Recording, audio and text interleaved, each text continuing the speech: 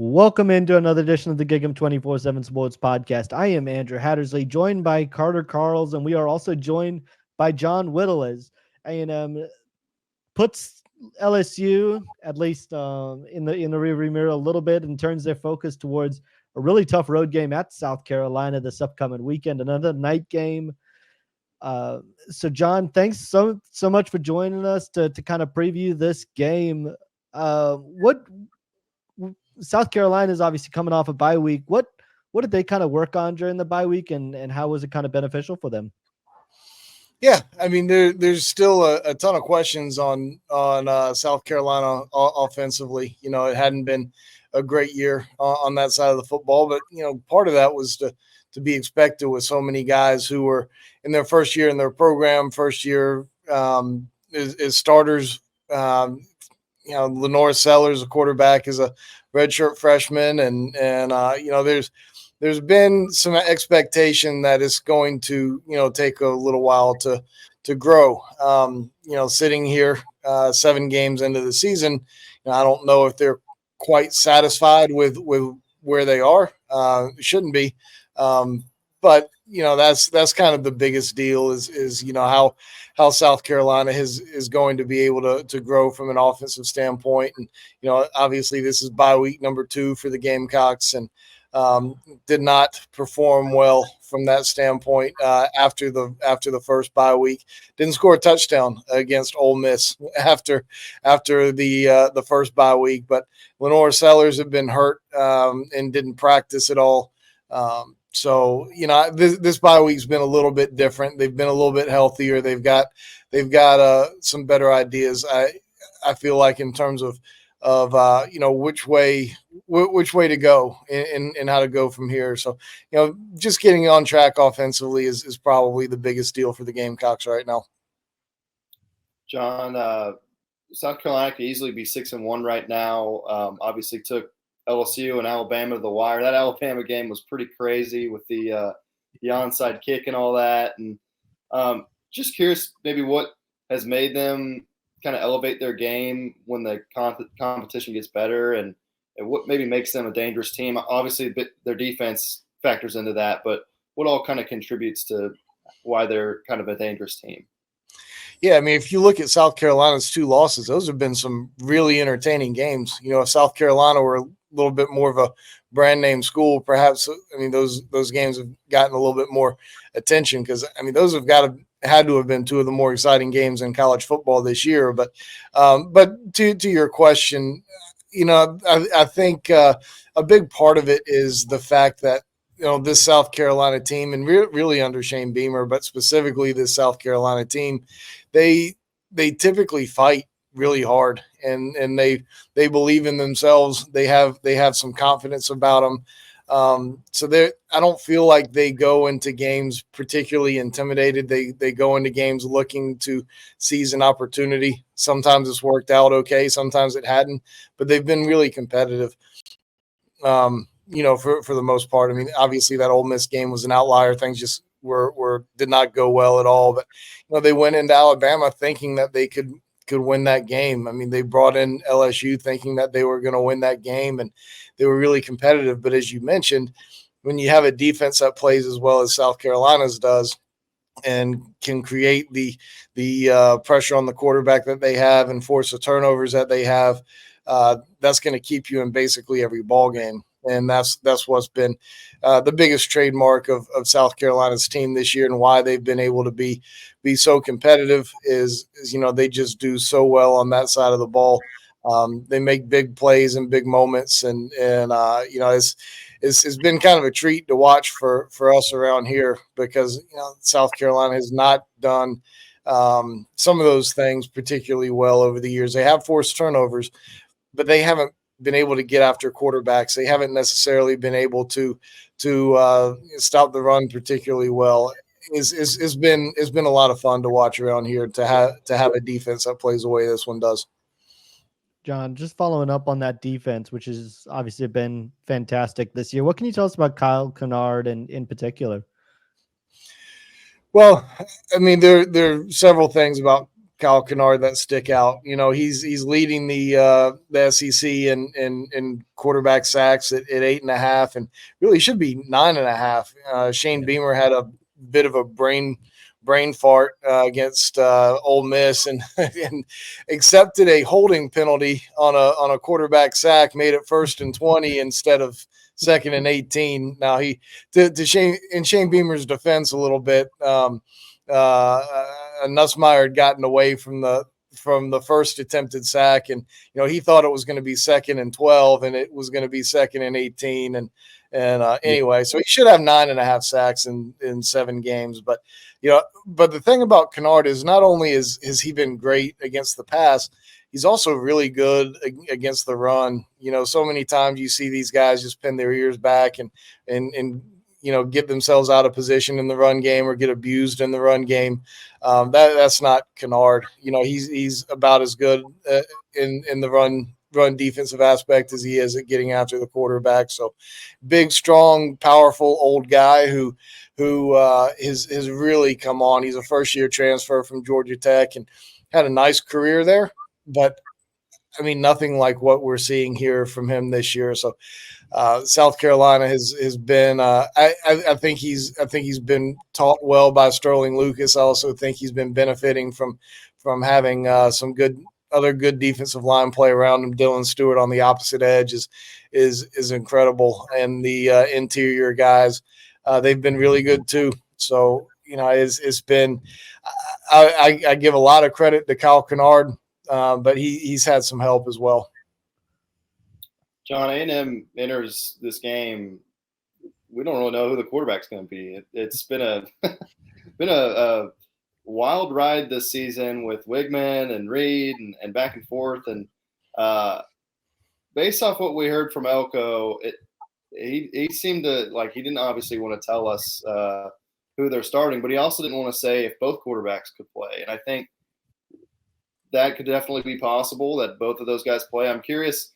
If you're South Carolina, is there a preference as far as do they handle mobile QBs better than pocket passers, and maybe what Shane Beamer thought about it when asked about it this week? Shane is actually talking here in about a half hour, so he'll I'm sure he'll talk about it at some point here real soon. So I don't know that this defense has really had problems with one particular style or been, markedly better against another style. I think they've just been pretty good against everybody, to be honest with you. When you see some of the runs that he made last week against LSU, like that makes your eyes widen a little bit if you're the defensive coordinator, right? Like, I mean, he was explosive.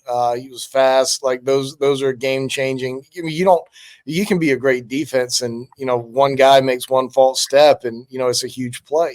So, that adds a huge element to it. But, South Carolina, really the biggest thing for me, or one of the two biggest things for me in terms of what's different about their defense this year than what it has been in recent past is there's so much speed on that side of the ball this year. They've really upgraded at the linebacker position from a speed standpoint.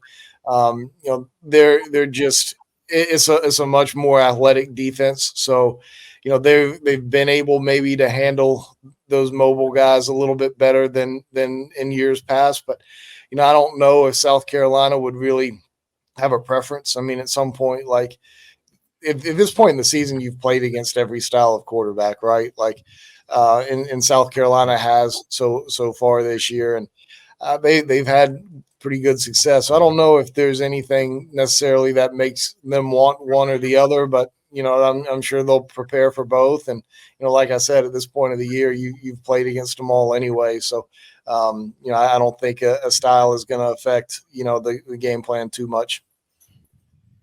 Joined by John Whittle here, looking ahead to Texas A&M and South Carolina this upcoming weekend. We're going to be right back after a quick break. We got plenty more to get to on the other side of this break, so stay right with us. We'll be right back.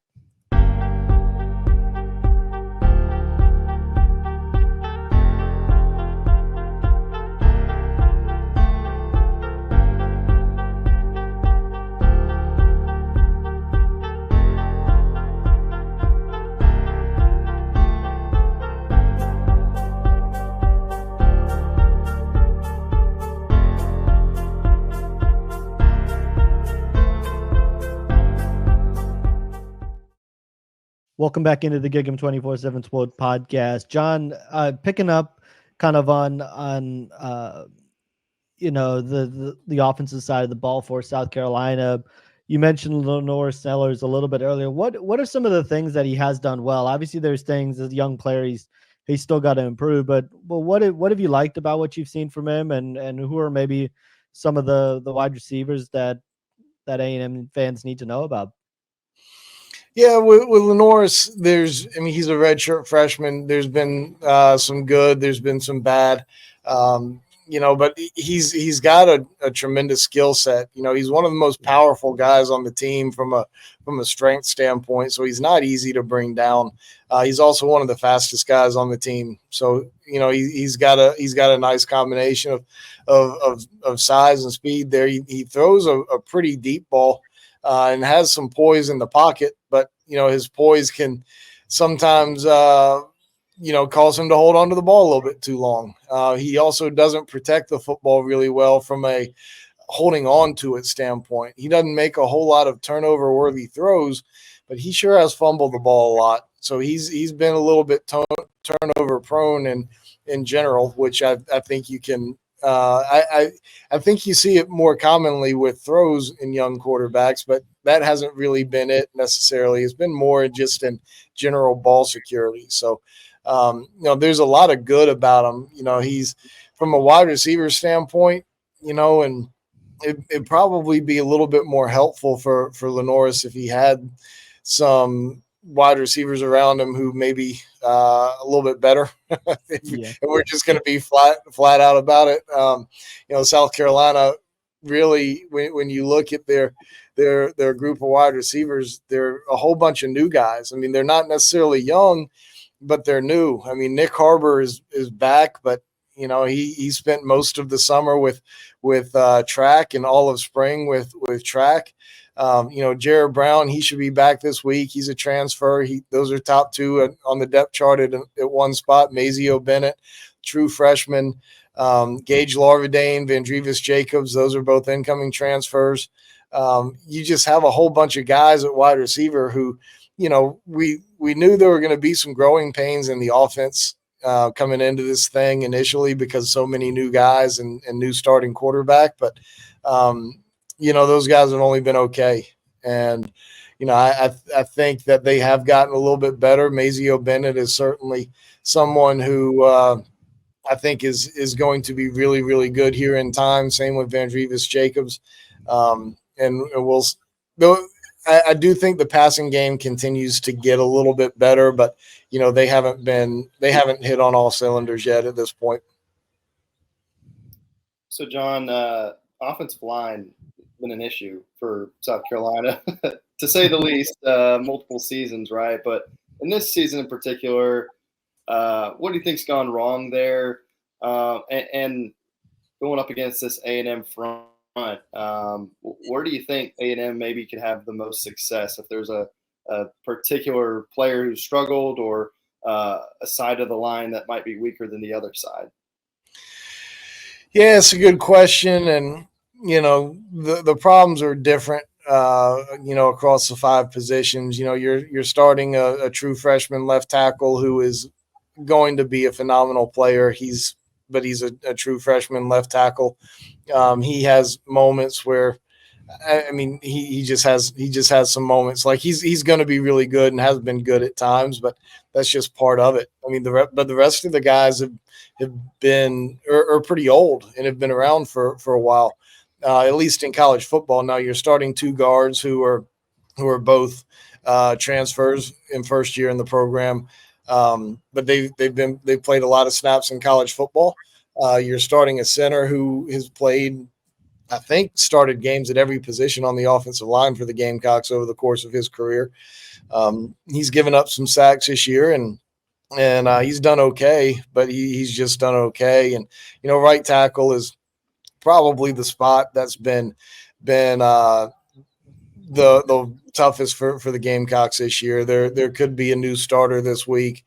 Jatavius Shivers has come in off the bench each of the last two games, and I don't want to say he's played great, but he's he's played okay. Like you look at some of the things he's done, he's given up some hurries and some pressures, and kind of pretty comparable to what the starter Case and Henry has done. But South Carolina scored when he's been on the field, and really hadn't when Case and Henry has been on the field, who's been the starter at right tackle all year. So it wouldn't surprise me to see a change there.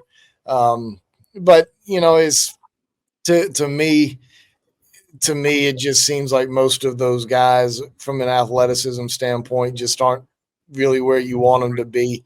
A little bit too heavy-footed, maybe.